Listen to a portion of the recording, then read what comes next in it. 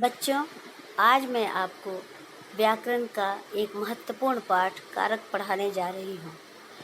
इसे पढ़ाने से पूर्व मैं आपको संज्ञा के रूपांतर के विषय में बताऊंगी। संज्ञा के रूपों में लिंग, वचन तथा कारक के कारण परिवर्तन आता है। लिंग और वचन के बाद हम कारक के विषय में जानेंगे। कारक का अर्थ होता है क्रिया को करने वाला। वाक्य में संज्ञा या सर्वनाम पदों का क्रिया से जो संबंध होता है उसे कारक कहते हैं। उदाहरणार्थ, श्री राम को वनवास जाना था। इस वाक्य में श्री राम कर्ता है और जाना एक क्रिया है और क्रिया को मिलाने वाला चिन्ह को है।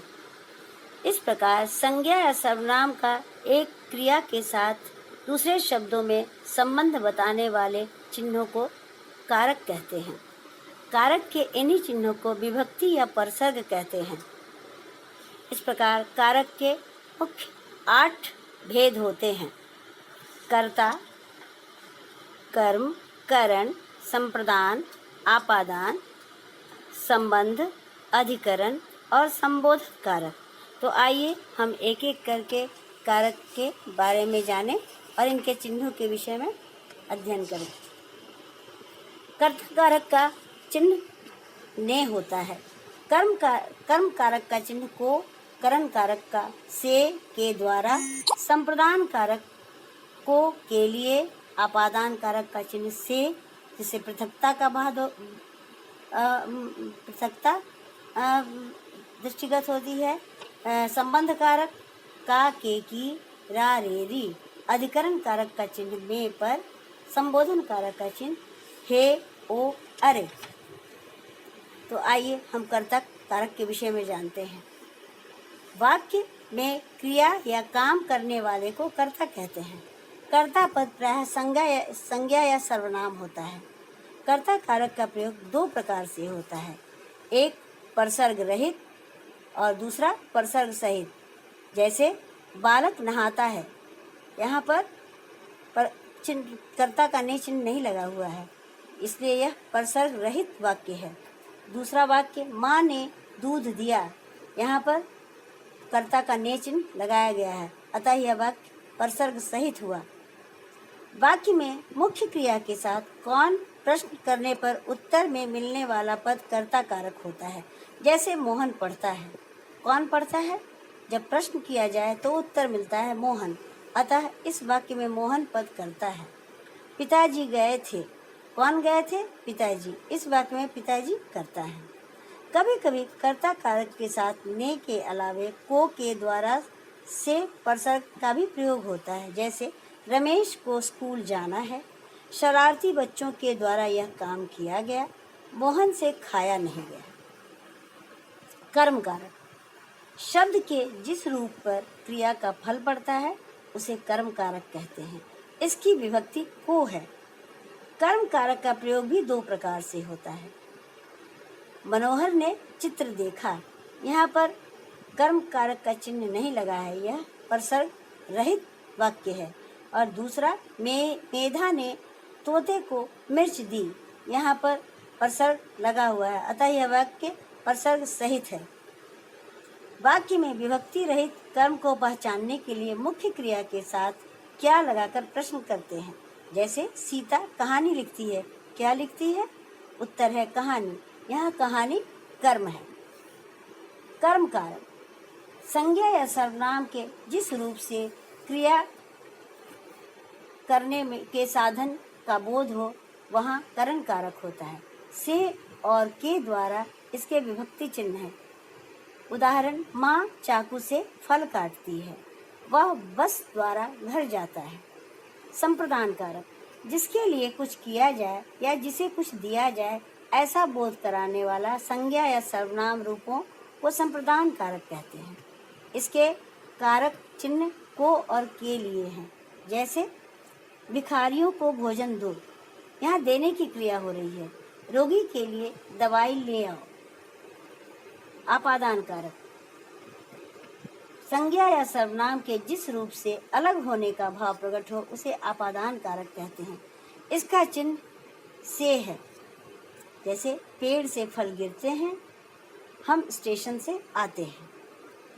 संबंध कारक शब्दों के जिस रूप से किसी व्यक्ति या पदार्थ का दूसरे व्यक्ति या पदार्थ से संबंध ज्ञात हो उसे संबंध कारक कहते हैं। इसके कारक चिन्ह का, के, की, रा, रे, री हैं। जैसे मोहन का भाई आया, कनिका नेहा की सहेली है। अधिकरण कारक का अर्थ है आधार। शब्द के जिस रूप से क्रिया के आधार का बोध हो उसे अधिकरण कारक कहते हैं। इसके चिन्ह हैं में, पर। जैसे इस विद्यालय में 4000 छात्र पढ़ते हैं, उस मेज पर अनेक वस्तुएं रखी हैं। संबोधन कारक संज्ञा के जिस रूप से किसी को संबोधित किया जाए उसे संबोधन कारक कहते हैं। जैसे हे, अरे, इसके कारक चिन्ह हैं। उदाहरण, हे ईश्वर हम पर दया करो, अरे तुमने यह क्या कर दिया। आइए अब हम तुलना करते हैं कर्म कारक और संप्रदान कारक के चिन्हों में, क्योंकि दोनों के चिन्ह एक हैं और इनके प्रयोग में कुछ अंतर है। दोनों कारकों में को परसर्ग का प्रयोग होता है। संप्रदान कारक में देने का भाव प्रमुख होता है, जबकि कर्म कारक में क्रिया के प्रभाव का भाव होता है।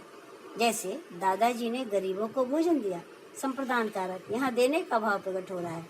राम ने रावण को मारा, कर्म कारक, क्रिया का प्रभाव पड़ रहा है। कर्म कारक और आपादान कारक में अंतर। दोनों कारकों में परसर्ग से होता है। यहाँ साधन के अर्थ में से का प्रयोग होता है, वहाँ करण कारक होता है। जहाँ पृथक या अलग होने का भाव होता है वहाँ आपादान कारक होता है। जैसे मैं कलम से लिखता हूँ, दूध से मिठाई बनती है, यहाँ साधन के अर्थ में से का प्रयोग हो रहा है। पेड़ से पत्ते झड़ते हैं, वह शेर से डरता है, यहाँ भय और पृथकता के भाव का बोध होता है। इसके अलावा आपादान कारक के प्रयोग निम्नलिखित स्थितियों में भी होते हैं। जैसे जहाँ से कोई आरंभ किया जाए, जैसे कल से 1 दिवसीय मैच आरंभ होगा। दूसरा, जिससे डर लगने का भाव प्रकट हो, राम शेर से डर गया। जिससे तुलना का भाव प्रकट हो, अमेरिका भारत से बड़ा है। जिससे विद्या प्राप्त की जाए, जैसे छात्र अध्यापक से पढ़ते हैं। जिससे लज्जा का भाव प्रकट हो, वह बच्ची अपने भाई से शर्माती है। अधिकरण कारक, जहाँ समय का बोध हो वहाँ को परसर्ग होने पर भी अधिकरण कारक होता है। जैसे मैं शाम को आऊँगा। इस प्रकार हमने कारक के 8 भेदों का वर्णन किया। तो आइए हम एक ऐसा वाक्य बनाते हैं जिसमें कारक के 8 चिन्हों का प्रयोग हो। हे मित्र, पिता ने पुत्र को विद्या से विभूषित करने के लिए घर से गुरु के आश्रम में भेजा। यहाँ पर कारक के 8 चिन्हों का प्रयोग हुआ है, जिससे वाक्य सुंदर और आकर्षक हो गया है। धन्यवाद। हाँ, यह हुआ होगा जी।